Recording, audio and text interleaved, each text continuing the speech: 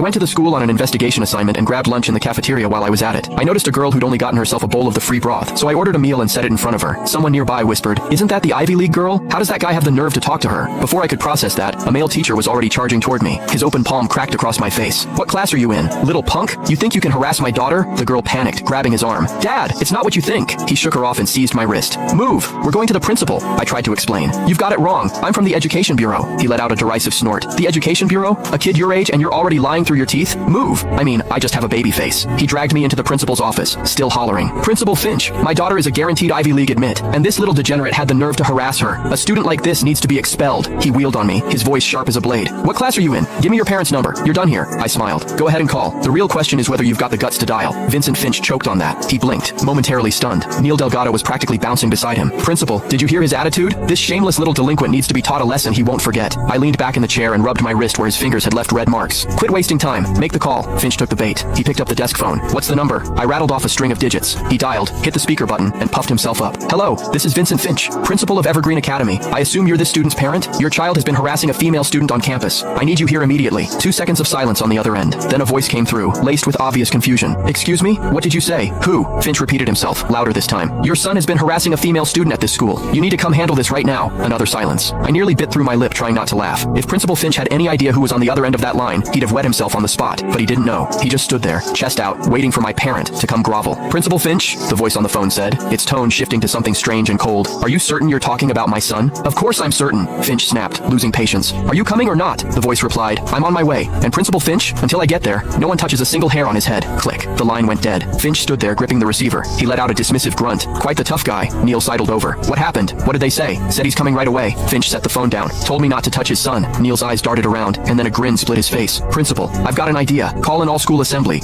Make this little punk apologize in front of the entire student body. Kill the chicken to scare the monkeys. Let every boy with wandering eyes see what happens." Finch hesitated. "Isn't that a bit much? A bit much?" Neil's voice pitched higher, shrill with indignation. "My daughter is ranked first in the entire city on the practice exam. She's the crown jewel of this school. If we don't deal with scum like this, what's next? Open season on her?" Finch nodded, about to speak, when Neil reached over and grabbed a fistful of my hair. I caught his wrist and twisted. Hard. "Ah!" he yelped, the color draining from his face. "I can walk on my own." I let go and looked at him calmly. Neil clutched his wrist, my steady gaze forcing him back half a step. The obscenity on the tip of his tongue died in his throat. He hadn't expected me to fight back. He definitely hadn't expected me to be that strong. In the corridor, he walked ahead of me, glancing back every few seconds to glare. His mouth, though, never stopped running. "Shameless little punk. No manners, no upbringing." I stopped walking. He stopped too, eyeing me warily. "Watch your mouth." My voice was quiet. He flinched back half a step, his lips trembling twice before he swallowed whatever he'd been about to say. Principal Finch called from behind us. "Let's go, let's go. The whole field is waiting." The athletic field was packed.